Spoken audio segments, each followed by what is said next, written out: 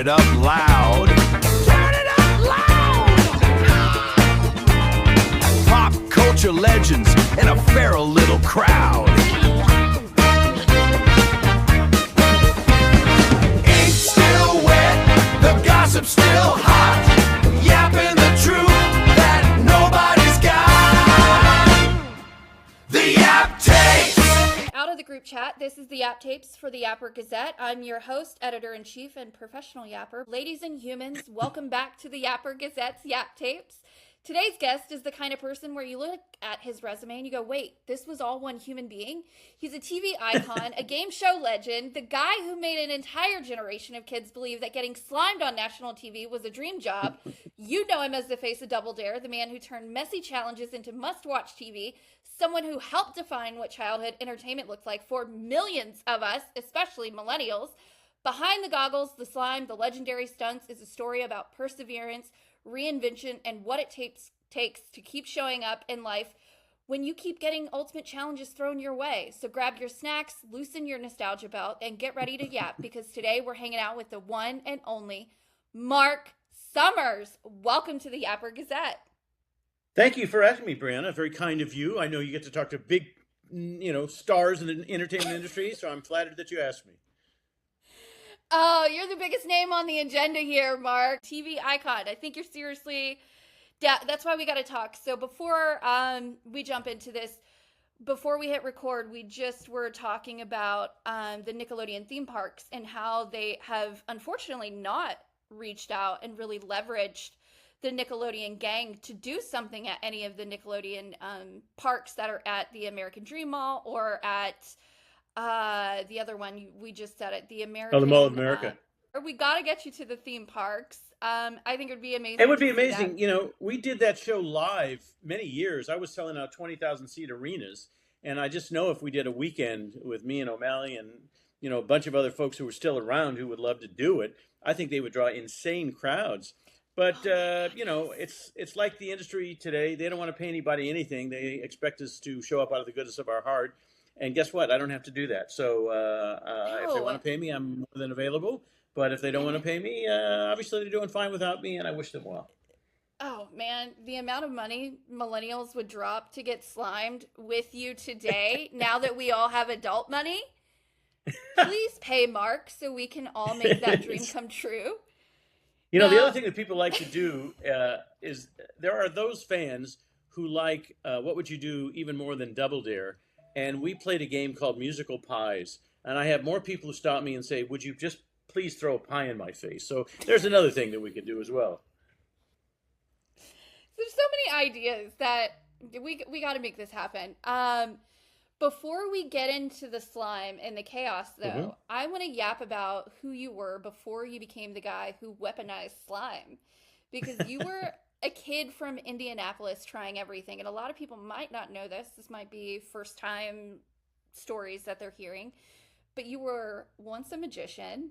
You were a DJ. You were doing stand-up. You were a studio page in LA. And then this crazy moment happens where an announcer gets sick on the Joker's Wild.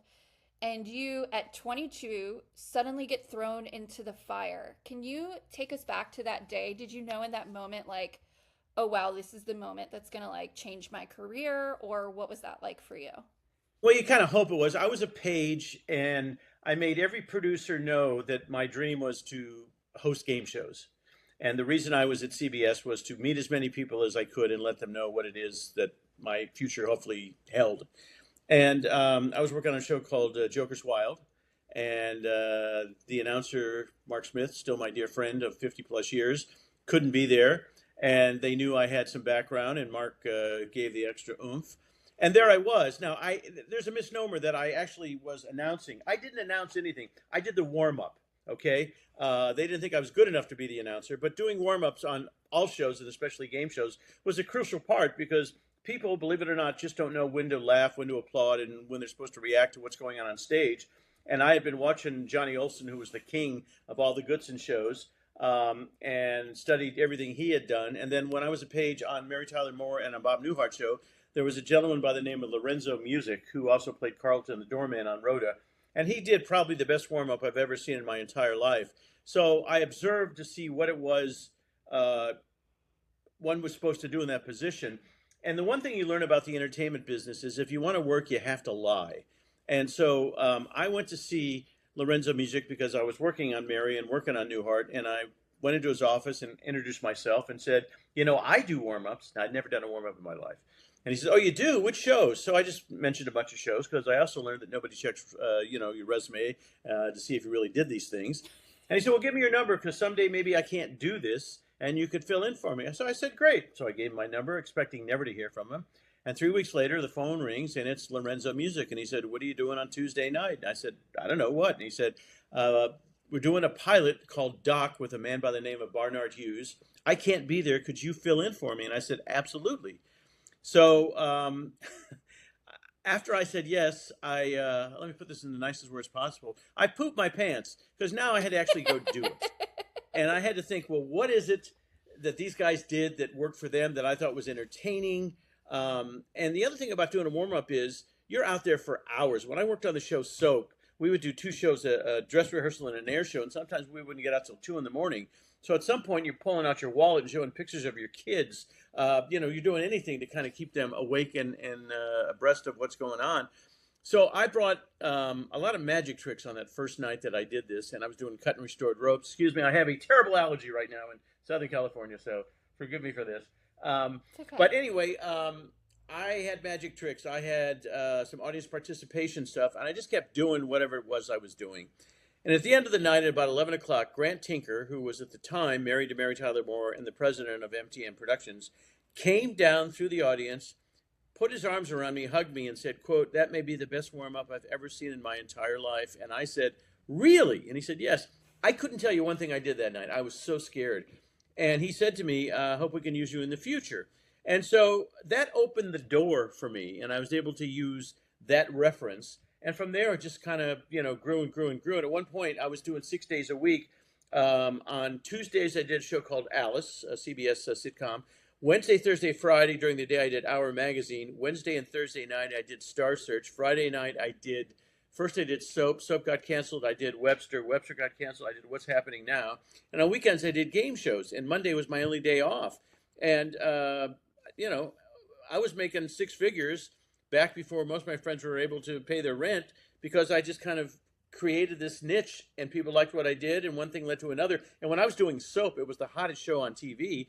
All the other producers came to see me. But when I was doing Soap on the studio, to the left of me, there was a little show called Barney Miller. Do you know who did the warm-up on Barney Miller? No. David Letterman. And Wow. to the right was a show called, what was the one that Tom Hanks did? Bosom Buddies. Who did the warm-up on Bosom Buddies? No idea. Bob Saget. So it's how we all got started. That's incredible. I feel like it's one of the hardest jobs in TV because you're walking into a room full of strangers who are super excited, but also, unless you're around celebrities, because I myself was there, you have no idea what to do. And like you said, they don't necessarily know when to laugh or sometimes when to pick up on cues. So it is an insanely hard job to have to warm up the crowd. Now, I lived in LA about 14 years ago, and I did thankfully get to experience watching someone warm up a crowd, and that was Brody Stevens. Before and what show? So this was for Comedy Central's At Midnight. Okay. Brody did pass away a few years ago, but he was a legend. But he was one of the best that I got to see there. So I feel like so many people don't understand what goes into that. What did those years really teach you about people and performing that you don't think you could have learned any other way? Well, like anything else in the entertainment industry or any business, the more you do it, the better you get. And some people came in and sort of gaga, "Oh my God, what is this? How does this work?" And they had no idea. They thought you sat down, watched a complete, 30-minute show and left. What they were surprised about is that they got there at 5 o'clock, stood in line for an hour and a half, got seated at 7. The warm-up started at 7:15. The show started at 7:30. And at 11 o'clock, they couldn't figure out why they were still there. And people would go up on their lines, or the writers would want to change things midstream. The only show that I worked that worked like clockwork was Alice. Alice would record in the afternoon without an audience, and then they would bring in the audience, and I would start my warm up at 7:20. We would roll tape at 7:30, and I was in my car at 8:30 driving home.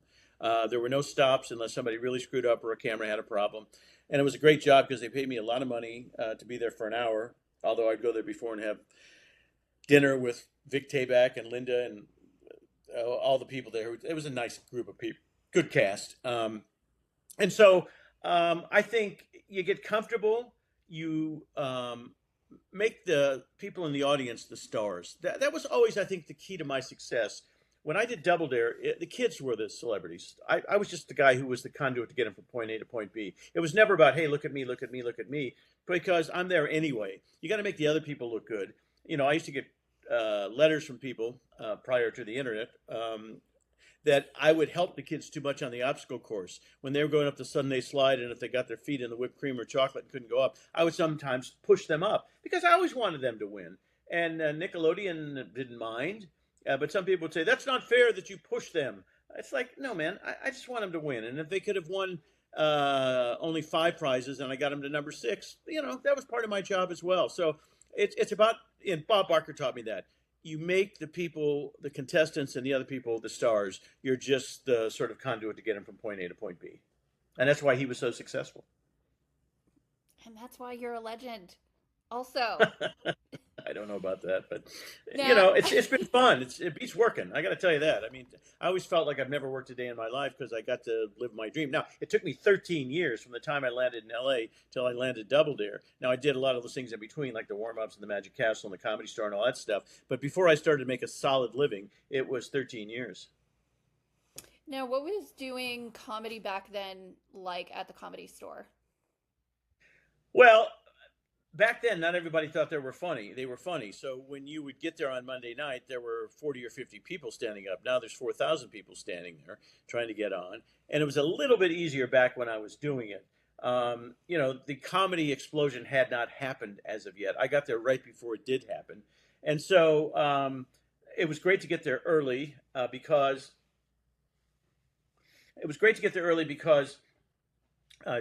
in front of the Comedy Store would be Jay Leno talking to Dave Letterman about material.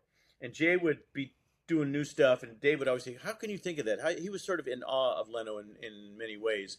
And, you know, then Robin Williams came. And it just was a fantastic situation. I had like 12 really good minutes. And then I got asked to do a couple college dates. And I was never really good doing college dates because it was about drinking and swearing, and I had a super clean act. They used to call me the accountant comedian. I'd come in a corduroy suit with a tie, tell my jokes, and go home to my wife because I was the only one married back in the day. Everybody was out, you know, trying to pick up women, and I was going home because I was married. And so I also worked the Magic Castle, which was the most conservative place. It's sort of a nightclub for adults, but it's sort of Disneyland-ish, and you do magic tricks I did 4 shows a night. I think it was a 7:30, 9, like 11, and 12:15. And so you do 4 shows a night, 7 days a week for a whopping $145. But back in 1973, I guess that was a lot of money. Yeah. And so you just keep doing it. You keep putting yourself in a situation. You bomb some nights. Other nights you go great. You do great, and you ask yourself, "What did I do that night that they were applauding and standing up versus the nights when they were practically booing me and walking out?" And I think it's just experience. Can you remember any of your sets? Like, who were your like favorite comedians with you? Well, I was always obsessed with Carson. Carson's the reason I got into this business. I used to watch a show when I come home from grade school. He had a game show on ABC network called Who Do You Trust? And I just was fascinated by what he was able to do and how funny he was. And so I started doing research on him, and it wasn't easy because there were no computers and no LexisNexis and all that kind of stuff. And through research, found out that Johnny started off as a magician. So I figured, well, if Johnny did magic and it worked for him, maybe that's what I should do. And we had a magic club in our junior high, and I became a member of that and started doing magic shows.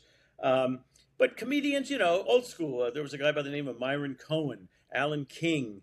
You know, at the time, as I was growing and the industry was young, Leno, nobody was better. Letterman, fantastic. Richard Lewis was unique and interesting. Thought he was funny. And there were certain people that stood out like that. But just to come up with material, a lot of people used to buy their material from guys who would write it. I didn't have enough money to pay a writer to do it, so it was a lot of trial and error. And at the time, stealing from other people who were obscure but working in the industry, because you just had to build a certain amount of time. And I did okay on those college dates. The worst date I ever had, Mitzi would sometimes, if she felt confident, she owned the Comedy Store, she'd send you out on corporate dates. Mm-hmm. And she sent me out to a shoe convention that was coming from the East Coast to participate in the West Coast to talk about the new models that were coming out for whatever the year was, 1974 or something. They wanted no entertainment. So they said, ladies and gentlemen, please welcome the comedy of Marc Summers. And basically, they didn't care. And I kept getting louder and louder and louder. And as I got louder, they got louder. And then finally, at one point, I yelled at the top of my lungs on the microphone, "Shut the F up," okay? And everybody stopped for about 5 seconds, looked at me, and then turned around and started talking again. Now, I did it for a whopping, I think I had to do 20 minutes for a whopping $300. And I called Mitzi on the way back, and I said, I really bombed. You don't have to pay me. They didn't want entertainment there, so I did my best, but it just didn't work. And she said, well, let me call them and find out, and I'll let you know tomorrow. And she called me the next day and said, they loved you. They thought you were fantastic. So, you just never know what it is people are thinking. And sometimes you overreact and think, well, that was just a horrible situation. And in reality, they thought it was okay. So who knows? Well, for those of you who may be watching this and don't know who Mitzi is, which, again, you got to do some research. One of the most legendary people, I think, in LA for the comedy scene. It was Mitzi Shore, mother to Pauly Shore. Now, did you ever see little Pauly running around the comedy club? I had to babysit him back in those days.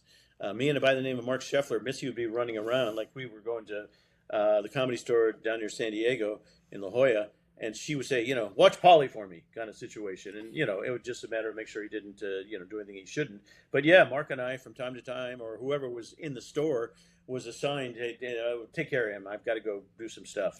So yes, I remember him when he was quite young. I would have no recollection because he was too young to remember. But he had a pretty good career. I don't know what he's doing now, but he ran probably a 20-year course there that did all right for him. Now, completely transitioning here, this might be shocking for some of the fans out there, but you were not born Marc Summers. No. I was born Mark Berkowitz in Indianapolis, Indiana. And I woke up one morning and my agent called me at like 7:15 in the morning and goes, you got to change your name. And I said, why? And he said, they found the son of Sam. His name is David Berkowitz. I went, oh my God. He said, I won't be able to get you an appointment, an audition, anything. So change your name. And it's like, well, what the hell do you change your name to? And back in the day when you were a disc jockey in the 60s and 70s, it was 1-syllable first names and 2-syllable last names for whatever reason. And I thought about a bunch of things and nothing made sense. And then I remember there was a disc jockey on WIFE in Indianapolis when I grew up who eventually he went to WABC, and his name was Dick Summer. And I always liked Dick Summer. And so I took an S and put it on the end and became Marc Summers. And everything sort of turned around. I started to work like crazy. Go figure. How did you handle that? Because I can imagine for, a young actor, because there's so many in Hollywood that have changed their names. Obviously, that made a lot of sense for that scenario. But there are so many that have been told to change their names. How do you keep your confidence when the industry is telling you, like, you got to become someone else? Yeah, it's weird, because before I changed my name and I was still working at the Comedy Store, they used to refer to me as the 44 caliber comedian. And, the jokes were stupid because, please welcome Mark Berkowitz. It's like, oh, God. So it was easier when I became Marc Summers, and it was an easy transition because nobody really knew who Mark Berkowitz was. I was working out there and doing stuff, but I had not made a name for myself except on the warm-up side, and they could care less if your name was, Schwartz, Stein, Smith, or Jones. As long as you did the job, they would be happy to pay you. So, that worked out fine for me. But I didn't have a hard time with that transition at all. In fact, I kind of liked the transition. You kind of become this new person. and you kind of discover who Marc Summers is. Probably not too different from Mark Berkowitz, but I thought it gave me maybe a tad bit more freedom for some reason. I could see that. Now, what was your favorite set that you did crowd work for? Oh, well, Soap was the easiest because it was the hottest show at the time and the cast was amazing. And keep in mind, if, you run out of material after a while. If I had troubles, who were in the cast? Well, Jay Johnson, who had Chuck and Bob, he was the ventriloquist. So if I started to go up or started to bomb and felt it, I'd go to Jay, and Jay would bring out Bob, and he would do a 10-minute ventriloquism act. Or one of my favorite comedians of all time, John Biner, was there, and he played a character on that show for 2 or 3 years. And John, who I grew up watching on the Ed Sullivan Show, would go out and do impressions and material, and that was great. And then there was this guy named Billy Crystal, and I could go to Billy, and Billy would do his material. He'd do Muhammad Ali or whatever. So they were very supportive to me and knew what it was like to be out there trying to maintain that audience and the energy. But, you got 3 great acts like that who were far superior as far as the entertainment world than I was. And they were very kind to me and helped me along the way. So that was great. Well, it's time to yap about Double Dare. Okay. Tons of people auditioned. You got the job. The funny part is, it wasn't that now you were trying to get into game shows, but not necessarily kids' game shows. But Yeah. you made a decision that completely changed kids' televisions. You treated kids like we were actual people, and you treated kids like adults. Where did that instinct come from, and why do you think that approach connected so deeply with the audience at a time when, especially kids then, were so used to adults talking down to them? I never wanted to host a kids' game show. I wanted to host a game show. So I never pretended that I was talking to kids. To me, they were adults. And I still have friends who say to me, why did you call the boys sir or the women ma'am? And I said, that's how I would have done it if I was hosting Jeopardy or Wheel of Fortune or some other adult game show. And I never said, hey, Bobby, do you have a girlfriend? I never was condescending in any way, shape, or form. And I would joke around with them. And initially, Nickelodeon kind of got nervous because I would kind of do jokes that were maybe too aggressive to a 10, 11, or 12-year-old. But you know what? The kids got it right away. And then they would challenge me, which was fantastic. And they would laugh. And, we just got along without any problem whatsoever. And, the other thing I used to do was ridiculous impressions because I grew up loving impressionists like John Biner and grew up watching him on Ed Sullivan or every other variety show out there. I was doing impressions on Double Dare that kids had no idea who I was doing. I was doing Paul Lynde from Hollywood Squares. They had no idea who that was. And the one thing that I would do a lot, I don't know why I was obsessed with Ethel Merman, but I would do my impression of Ethel Merman on a regular basis, singing, there's no business. And in the audience one day, this 10, 11-year-old kid raised his hand during the commercial break, and he said, hey, Mark, I can do an impression of Ethel Merman. I said, okay, wait. So we came back from commercial. I said, hey, welcome back to Double Dare. We're in round 2. All the values will double. But before we go on, we've got this gentleman in the audience who would like to come up on stage. And I brought him up on stage. And I said, you say that you grew up watching my Ed Sullivan or my Ethel Merman impression, and you can do Ethel Merman. And he said, yes. So we sang as a duet, There's No Business Like Show Business, with this 10-year-old kid, whose parents maybe didn't know who Ethel Merman was. So those kinds of things would happen. And they knew I was on their side. And I always wanted them to win, and I wanted what was best for them, and I would do jokes on them, but then they would do jokes back on me. And at the end of the first 65, focus group said they loved the show, but how come I didn't get messy? So Nickelodeon came to me and said, you have to get slimed and pied and everything else. And I did. And we would start the obstacle course, and the kid would say to me, if I go all the way, can I slime you? And I'd say, sure. Well, even if they didn't go all the way, I'd let them slime me or hit me with a pie or do whatever they wanted. And they loved that fact. And if you went to a focus group back then, the kids didn't care about space camp or computers. They just wanted to have fun and get messy. And when we had family Double Dare, the parents took it way too serious. And the kids could care less about going to Europe or winning a car. Once again, they just wanted to have fun and get slopped and slimed and whipped creamed. Mm-hmm. And the parents wanted to win all those ridiculous prizes. So we had a couple of conflicts where the parents got really angry with the kids and did things they shouldn't have, and we would have to break them up. But overall, on a scale from 1 to 10, the kids were like an 11 plus when it came to just being a part of the show and participating in all the mess. Because I think that's every kid's dream now, and now you look at the businesses that have been created, and I again would feel comfortable saying it was completely inspired by shows like Double Dare and Legends of a Hidden Temple, are the experiential like obstacle courses that you can go to everywhere now. It's Yeah. because of those game show moments where it was like that's literally all we wanted to do. Yep.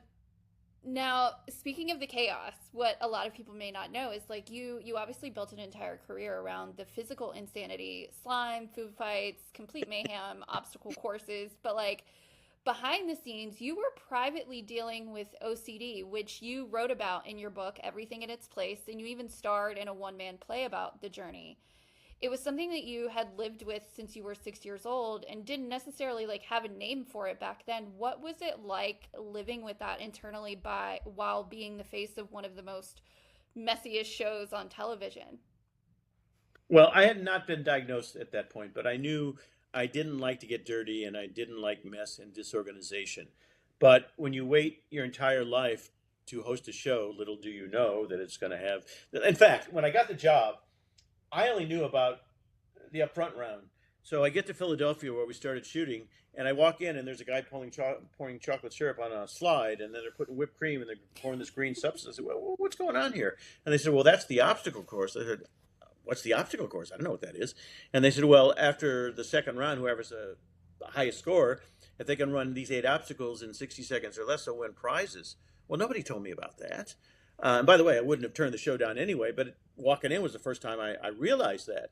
So there was that aspect of it. And so when they came to me and said, the kids want you to get messy, here's your choice. Give up something you've waited for your entire life or get messy. Well, that was easy. I'm going to get messy. And I defy anybody to, that people say, oh, he was so unhappy, he hated it. No, I didn't. I loved every minute of it. I was living my dream. Now, I'm hosting a show in the 90s on Lifetime television called Biggers and Summers. Sissy Biggers was my co-host, and I hosted as well.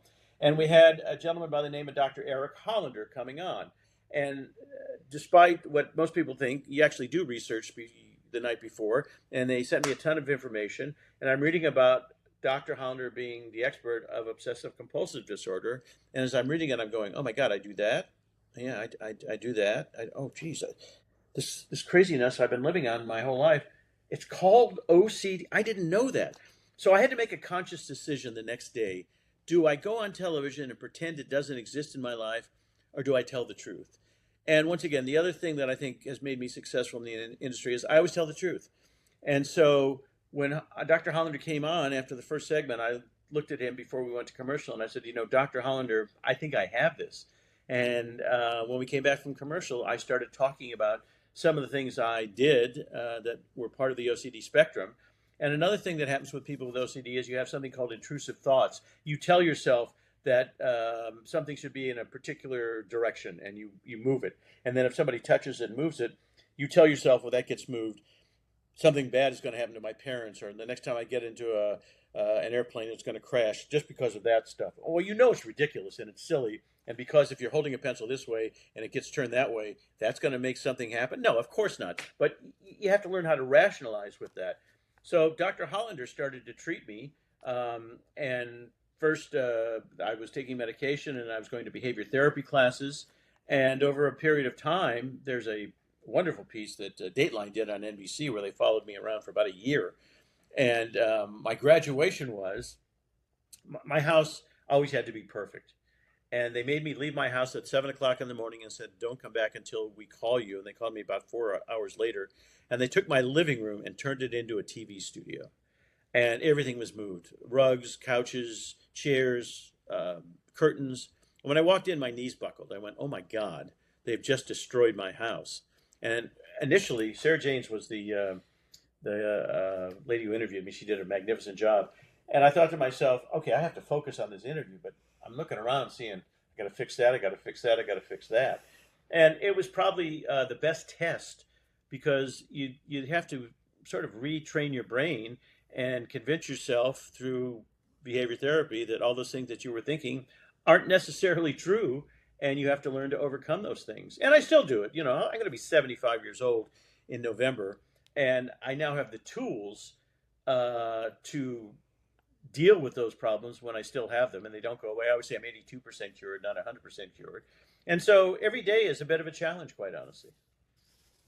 What is your advice for people who might be watching this who are going through the same thing or who have maybe not even got diagnosed yet themselves with OCD? I've never done drugs. I've never smoked a cigarette. But I've helped because being in the entertainment industry, I've done interventions with people who have been on those things. And here's what I can tell somebody with OCD. Until you're really ready to get better, you're not going to. So I guess when it gets to the point, I guess it's like a drug addict or an alcoholic, when you hit rock bottom and say, I just can't do this anymore, it's overtaking my life, then you go to get help. But until then, your life can be pretty miserable. It's pretty good advice, though, for people who are watching this, who go through that every day. They need to know that they need to be the one in the driver's seat for wanting to get help for that. Now, I have to know this because every person who grew up watching Nickelodeon has probably wondered this. Did you ever keep anything from the Double Dare set? Funny you bring that up. One of the episodes that we did, we were shooting, 5-6 shows a day, 5 days a week. So you get sort of goofy. And then we learned that if you do 3 upfront games and then you do 3 obstacle courses in a row, it works better than if you do full game, reset the set, full game. We got it done quicker with 3 upfronts and then 3 obstacle courses. So we were in New York shooting for a summer, and I was just tired and giggly. And Jeffrey Darby was our exec producer, and he loved to sort of poke me to see if he could make me laugh or kind of go off course. And there was this little thing called the man in the boat. And this man in the boat would be on first or second obstacle. And he was doing this. Well, for whatever reason, he was in the water, he was in the tank, and I kept trying to drown him, and he would not drown. And so I started doing, help me and stuff like that, and it made myself laugh. Well, Jeffrey saw that I started to laugh, and every obstacle I would go to, this little man in the boat would be at that one. And I just lose it. It's a classic piece, and if you Google Marc Summers, Man on the Boat, Double Dare, you'll see it, and it goes on forever. But I couldn't catch my breath, and this is the one thing I wanted. So this is the original Man in the Boat from Double Dare, probably, I'm trying to figure when it was, late 90s in New York City, and there he is. I'm going to link that video in the description when this goes live, and I'm going to make sure I go watch that after this. You got to. I have a couple of rapid fire fan questions. So this one is from Dan Roth. Did the whipped cream or pies people that they would get in the face, did it taste like anything? Well, the whipped cream, we would make 100 pounds of fresh whipped cream every day. And so we had a mix master that was like, 6 feet tall. And I'd walk in there to start rehearsal at like 8 o'clock in the morning, and they were making whipped cream. So, yeah, it tasted fantastic. Okay, next question. This one's from Juan Gonzalez. Did anyone ever ask to take a vat of slime home after taping? No, that's funny. Nobody did, and I'm sure their parents wouldn't have allowed that to happen. But no, that was one request I don't ever remember getting. Oh man, those kids missed out. I know the millennials watching this are like, oh, missed opportunities. I would have taken a bucket. Especially now in like the slime era that we're in for, kid stuff. Oh. Millennials, like the parents for most of us were like, we know this is not good, but we got to let you live your slime dream out because we didn't get to. Got to do it. Yep. No, it's true. This next question is from Serena Holmes. Did you enjoy getting slimed? Well, I'm not going to jump up and down and say, yeah, it was the best thing that ever happened. But, the more they did it, the more fun it became because they kept trying to get me messier and messier. And, it was not a problem. It was a challenge. Sometimes they would throw me in a vat of water or they would just pour all sorts of slime on me, chocolate syrup, whatever they could do. And when we go to commercial or say goodbye, even though we were not recording, they just kept at it. We finally had to get the producers to pull them off. We'd still be there doing it. There was something about, here was the other thing. when you got messy as a kid, you were reprimanded. You were told to go to your room. You're not going to get your allowance. We were rewarding kids for doing these things. And it was the antithesis of what they were brought up to do. So there was that factor as well. Well, you, again, still underrating yourself as one of the most iconic TV game show hosts in the history of television. But how different is Marc Summers behind the camera compared to the guy standing in front of the camera? Oh, I guess you're talking about when I was exec producing Restaurant Dinner Impossible. It's a different position, but I feel that I'm a better producer because I know what it's like to be in front of the camera. And when Robert Irvine first started, he came to me and said, "Teach me how to do this." I've had 3 students that were pretty darn good. The first one was a man who I met when he was 19. You may have heard of him. His name is Ryan Seacrest. We first met when I saw him hosting a weekend game show for Merv Griffin, and we went out to lunch and stayed friends for many years after the fact. And so there was that. And then Robert Irvine was next, and he said, "Teach me." And then I was the host of a show called Next Food Network Star, and I helped Guy Fieri in the early days as well. So I've been around some pretty smart people who were natural hosts and would have done fine without my, little guidance that I gave them. But I still, Guy texted me yesterday. I still hear from these people. Robert, of course, I see or hear from. We just went to dinner when he was out in LA about a month ago. So I stay in touch with these people for the most part. I saw Seacrest. I was over at Wheel about 6 months ago and saw him there. And so you have to be in charge and you have to be the boss. Somebody has to be the boss when you're exec producer. And in the early days of Dinner Impossible, where Robert really didn't have much of an idea because he'd not done it, he took my guidance and then he got so confident that he really didn't even need me there anymore. Every now and then I'd say, "Hey, what about this?" or ask this question, whatever. But Robert then figured out what to do, and he's smart, and he did it. Seacrest's natural ability, he was like me. He grew up wanting to be a host, and, name somebody who's been more successful than Ryan Seacrest. There isn't anybody. And so I was around people, and Fieri was probably the most natural host I ever worked with. There was just something magical about him. He had no training. He never had a desire to be on television, but man, is he good at it. He can think on his feet. And, he's so good. He's personable. He's so good. He's got the Yep. energy. His shows are great. Yeah, Now he's amazing.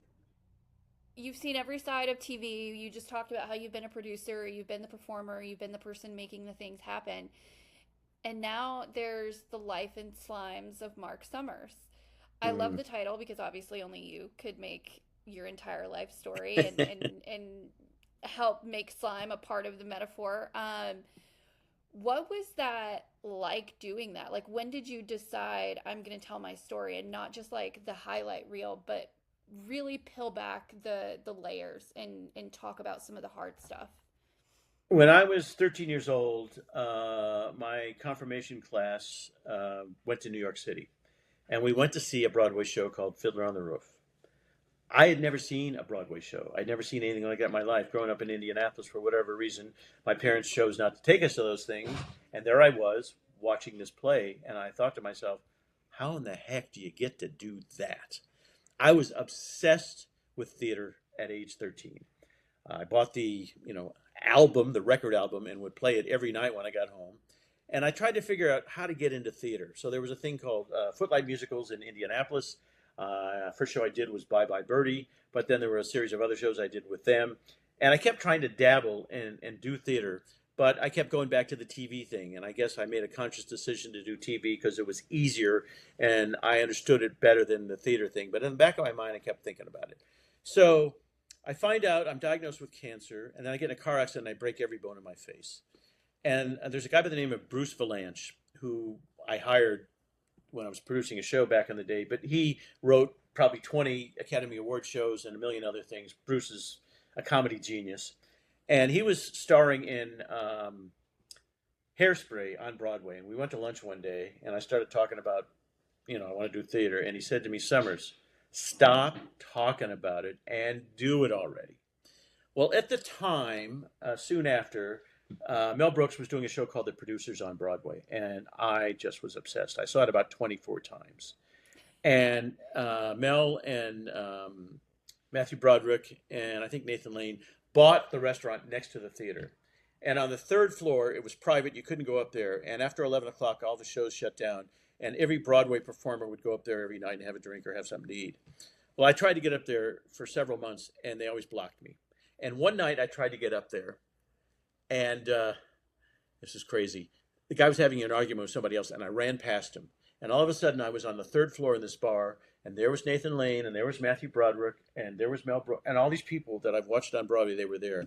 And now I didn't know what to do because I can't just go up and play fanboy because nobody's like me supposed to even be up there. So I sat at the bar to get a glass of wine, and this guy taps me on the shoulder and says to me, "Hey, I could have been you."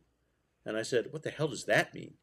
And he said, "I auditioned for Double Dare, but I didn't get it." And I said, "Well, you went about 1,900 other people."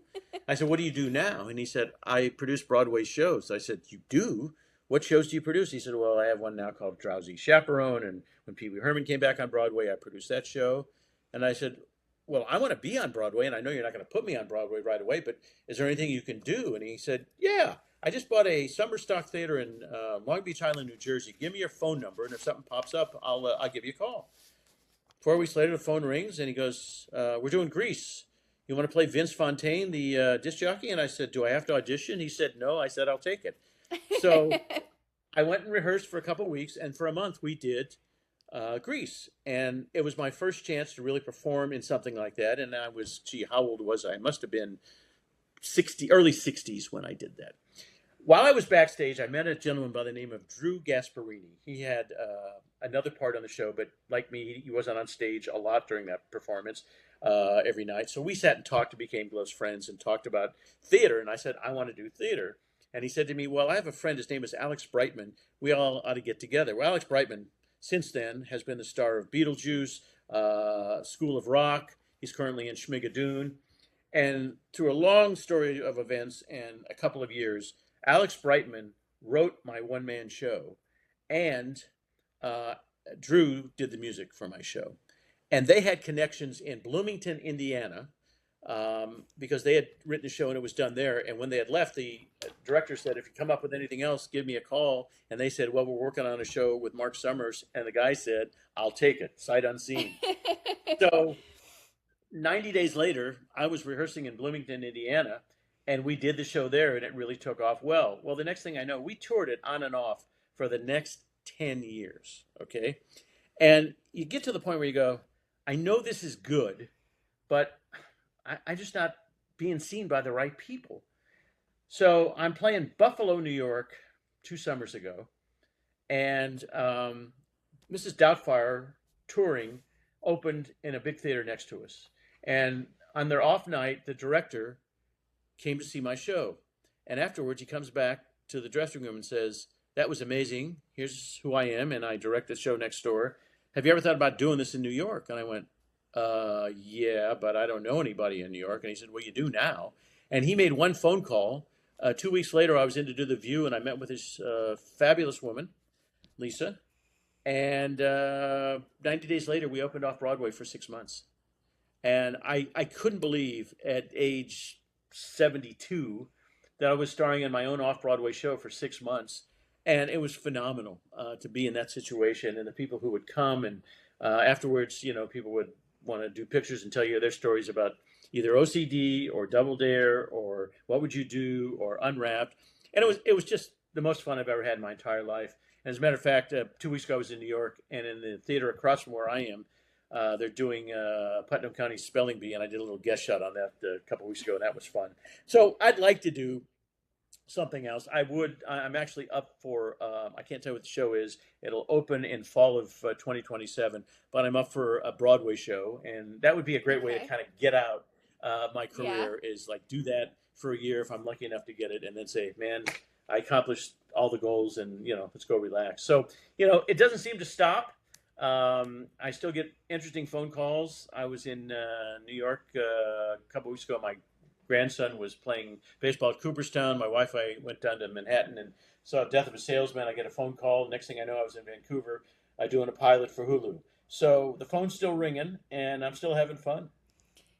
what do you think your 13-year-old self would say if they were standing outside that marquee in New York and seeing you starring in your own show, coming full I think circle? what I didn't know then was half the fun is getting there. You just don't know when you're doing it that that is half the fun. Because as Yeah. you're learning your trade and get advice from, you know, I had a story that's it will take too long, but I ran into Mel Brooks one night and he offered me a chance to audition for the part that Matthew Broderick did, Bloom, for the touring show. And so I'm sitting there talking to Mel Brooks, and I said, I always wanted to play Bloom. And he said to me, you look like Bloom. I said, well, coming from you, that wouldn't, that's the best thing I've ever heard. So I got to interact with those kinds of people, and they would make me crazy offers. And some of them came true, and some of them didn't. When they took Big, the movie, and tried to turn it into a Broadway show, I was one of the first people they called, and they wanted me to audition for the lead. And I was taking voice lessons and all sorts of stuff, and I did not show up to that audition because I was too scared. And the same thing happened with the Bloom audition. I did all my rehearsals with voice teachers, and when the day came, I didn't show up because I was too scared. And so what I had to make sure was when we were doing this off-Broadway show and I was on stage by myself for an hour and 22 minutes, that I wasn't going to chicken out one more time. But it took me that long to get confident enough to go out and do it. Well, you ended up coming back in 2018 to call the action alongside Liza Koshy, and Yep. later you ended up saying that that live tour would be the last time you'd ever host Double Dare. When you walked away from that chapter, did it feel like closure? Yeah, I was like, that's a hell of a run, and I got to stop it when I wanted to stop because Liza and I were doing the show, and I went to the original producers, actually second producer of the tour, and I said, do you think anybody would want to see this thing again? And he said, let's find out. So we figured out what it was going to cost to, build a touring obstacle course and all that stuff, get the questions written, whatever. And yeah, we took it out one more time. And we weren't playing 20,000 seaters, but we were playing 5,000 seaters. And, we would do these meet and greets, and it would be, I'd see these two grown-ups, wearing the Double Dare outfit and that they bought online or whatever. I'd say, where are the kids? And they'd say, oh, hell, we left the kids at home. We want to have fun. So it was grown-ups reliving their childhood without the kids around because they would just, stilt and, where it They is they got wanted to grown-up go. money. Yeah, yeah. So that was fantastic. Do you ever do any of the fan conventions? I do, as a matter of fact. I don't do many of them. I just did one in Tacoma. My next one is in Lexington, Kentucky, I think first week of September. So I do maybe 3 of those a year. I may do more next year. Just depends. Yeah, and those are fun because once again, it's interaction one-on-one with people. I'm always blown away by people, wanting to have a picture taken with you or an autograph or whatever. And I bring some merch. I got all the T-shirts and sweatshirts that were left from the last tour. And so I bring some of those to sell as well. And some Guys, people grab want the your wallets. nostalgia, and yeah, it's just fun. Yeah, I feel like you would be so good. But there's one Really? in Florida and there's one in Connecticut, and it's purely 90s. Just a I did the 90s first only one. My first one I convention. did was in Okay. Connecticut. What It was was that amazing. like? Oh Yeah? my God, I had no idea what to expect, and I didn't want to do it initially. And they said why, and I I said, could see I that. don't know, what's it like, whatever. And they said you should call Joey Fatone. So Joey's a friend of mine. I called him and I said, did you do Comic Con or 90s Con? He goes, yeah. And I said, tell me why I should do it. And he convinced me to do it. I'm glad he did. And I think it was 2 nice women who run that thing. And I think I'm looking to do the 90s Con again next year. It was one of the best ones I've ever done. They were well organized and it was a great crowd and it was fun. Who from Double Dare do you still talk to? Everybody. When they put that group together, we just bonded. So I talked to Harvey on a regular basis. I talked to Robin on a regular basis. In fact, I saw Harvey last week in Philly, and Robin and I text on a fairly regular basis. But Alan Silverberg, our head writer, still talk to him a lot. Mike Klinghoffer, Mike was our one of the creators and first director. Then Dana Calderwood was one of our directors. Anybody who had anything to do with that show, for the most part, I stay in touch with. And we all, this 40th anniversary will be great because we'll all be in the same room, you know, interacting one more time. And that'll be great. But yeah, there's something magical about that group that was put together to play TV, and we're all still very friendly. Well, also very like positive. There were never any scandals from anybody. It was never any. It truly was the best cast to be great role models for kids as well, which I don't think any of you probably realized you were. But it was like No, not we did. only like how you carried yourselves, but like again how you treated the kids. I feel like it was just all of it together compounded into this like beautiful thing that because you look back at Nickelodeon, they don't necessarily have the greatest history, especially now with so much coming to light. But Yeah. there's things like that that were never tainted. That for so many of the viewers watching, I know they're gonna listen to that part and be like, "That's why we chose that show." Yeah, we grew up. We were grown ups, but we were catering to kids, and had kid like attitudes, and it was like sort of being in a college dorm and going to play TV every day. And Nickelodeon, kind of let us go. That there was no sort of you can't say this or you can't do that. They kind of let us do whatever we wanted. Like one day, I said you got to be careful or you'll get whipped cream up the yin yang. And then I looked at Mike Klingoff, our producer. I said, let's stop tape. And he goes, no, we're not stopping tape. I said, well, yin yang? Can we say yin yang on Doe there? He goes, just keep going. So I said, we'll take a commercial break. We'll come back. So I said, Mike, what are we doing? He said, just stay there. So he went to the art department and he handed him to the yin and the yang sign. And then I came back. I said, well, what I meant was, and I showed him that. And so we turned it into a comedy bit. And that's what this team did. Klinghoffer, Dana Calderwood, Alan Silverberg, Harvey. They were fun, funny, entertaining, think on their feet kind of people. And anytime I would do a screw up or something, they found out a way to turn it into something funny. And that was the best part for me because everybody was out to make everybody else look good. And I love that part of it. And that's what you truly need for a show to be successful is that everybody's in there together. Yeah. Was there any, like if you had a favorite obstacle or moment? Oh, the gumball machine by far.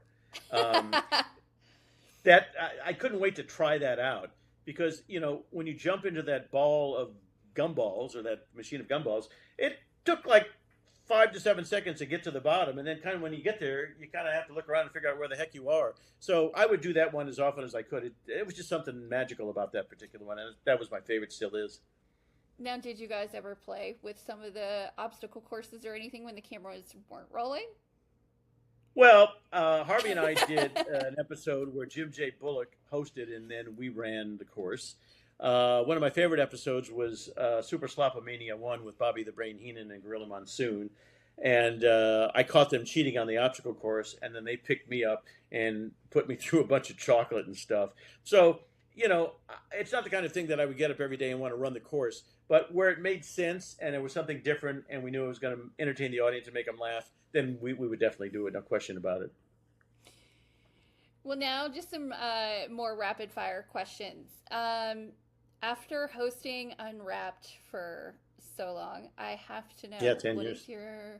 What's your ultimate comfort food? Oh, pizza. Pizza is my favorite thing in the whole world. I will travel the world looking for the greatest pizza. I've been to Italy, I've been to Naples. We were just in Japan where we went to what was supposedly voted the best pizza restaurant in the world. And the first night we were there, we went to that.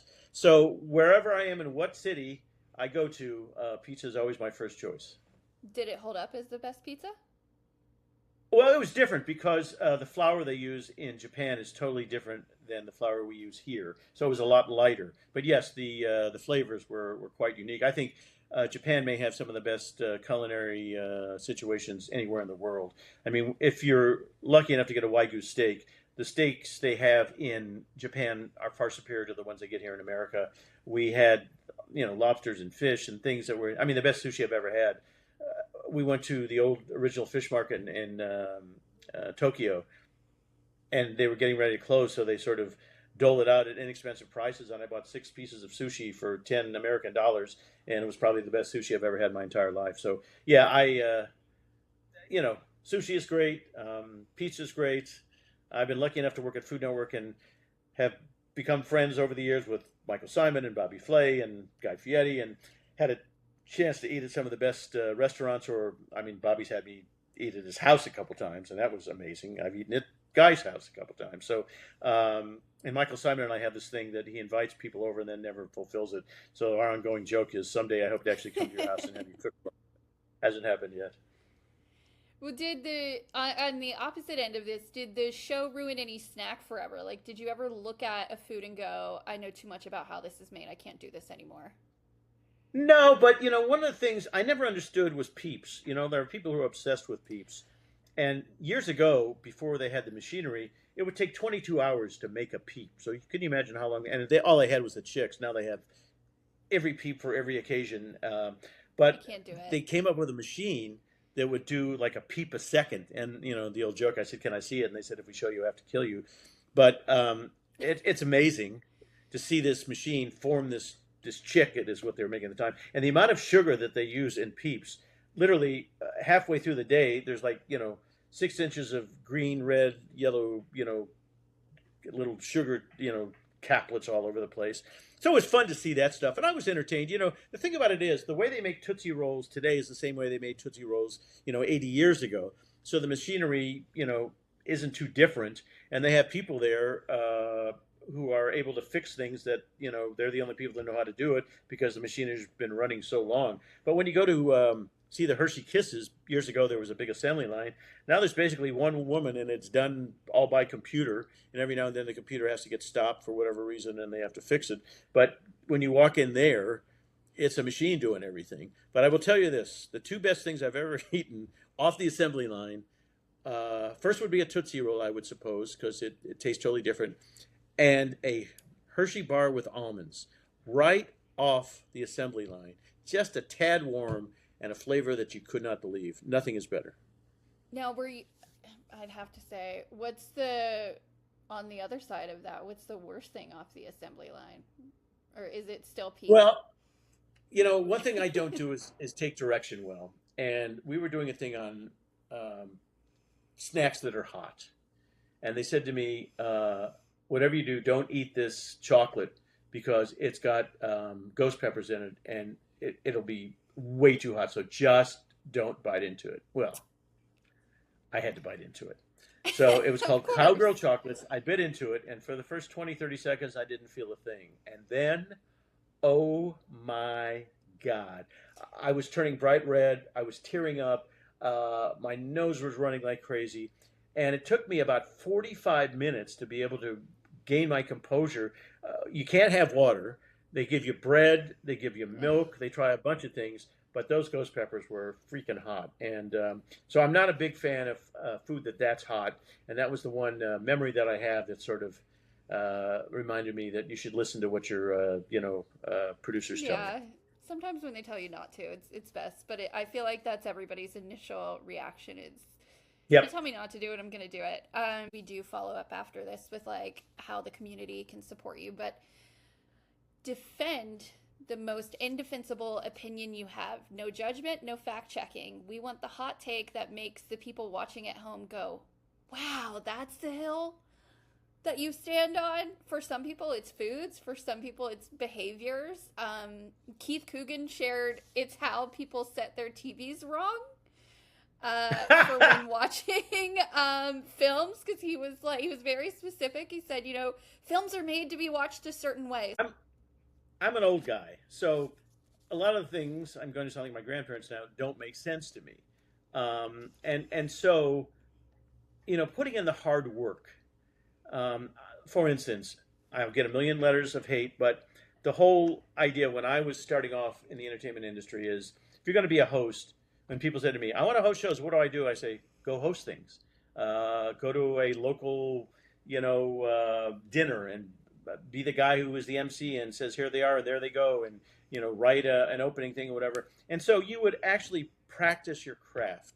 And now I say to kids, well, what do you want to do when you get older? And they say, I want to be an influencer, okay? I don't understand. I don't think you can, quote, become an influencer. I think that in my mind, it just happens. Now, you have to set yourself up, I would think, to be in that situation. Hmm. But what I don't get is people getting supposedly bazillions of dollars off of all these websites because they are, quote, influencers. And what is their background to tell me what I should eat, what I should wear? I mean, there are people out there now doing restaurant reviews, and it's just their opinion, okay? Do they have any background in culinary? I don't think so.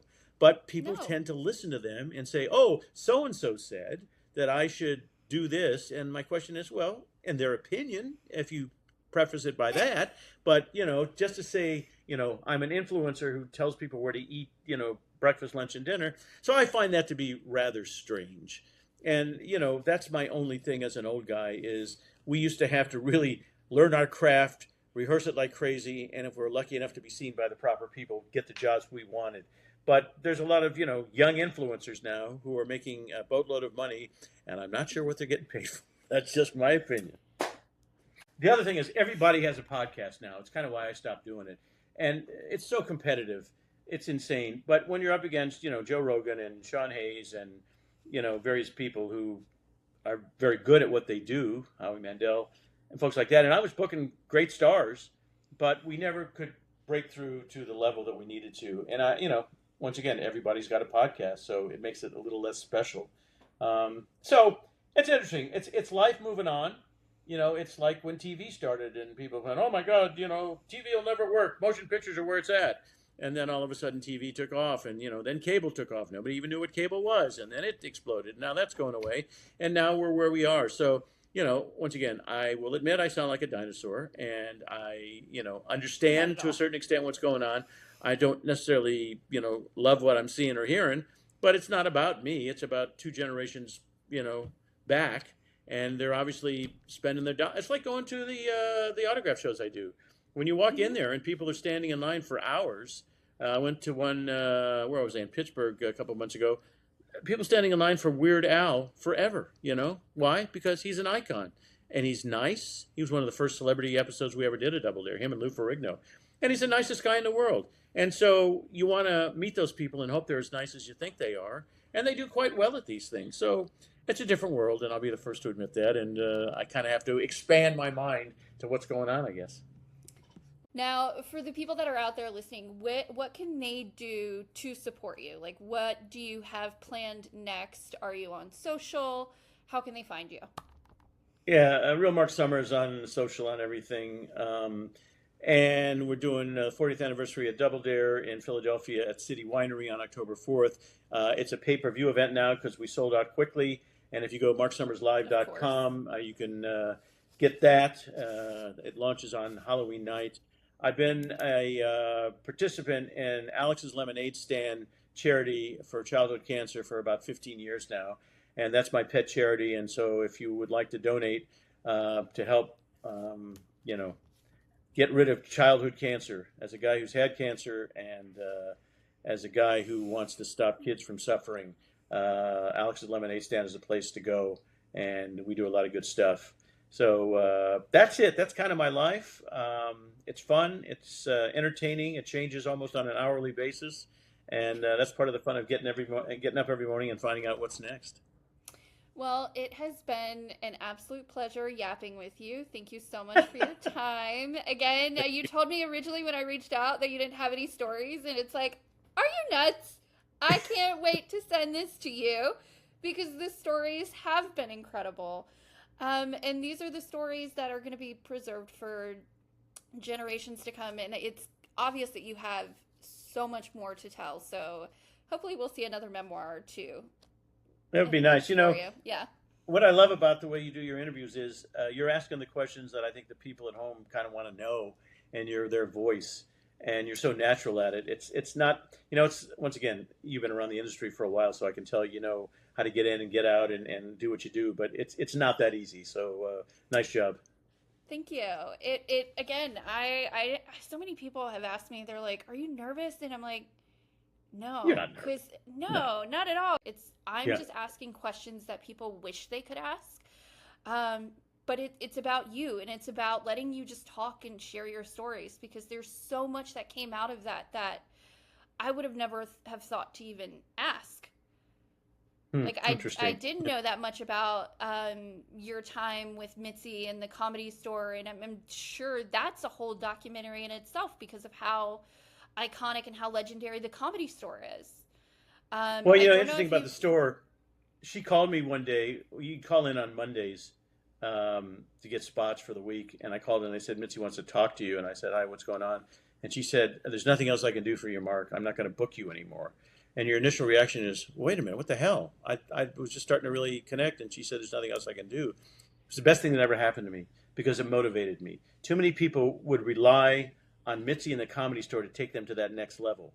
But Mhm. nobody got up this morning and said, "I want to go do something for Mark Summers to pursue his career." It's up to you. So when she kicked me out, it was fabulous because now I said, "Oh God, that didn't work." So I became a regular at the Improv for a while, which I wasn't working at, and that's a whole other story I could tell you about. But unless you get up every morning and work on what it is you want to do, it's not going to happen. And so sometimes you need that motivation, and getting fired is the best way to be motivated. Trust me. Oh, I know. Scan and go. Do scan and go. Do scan and go. Do scan and go.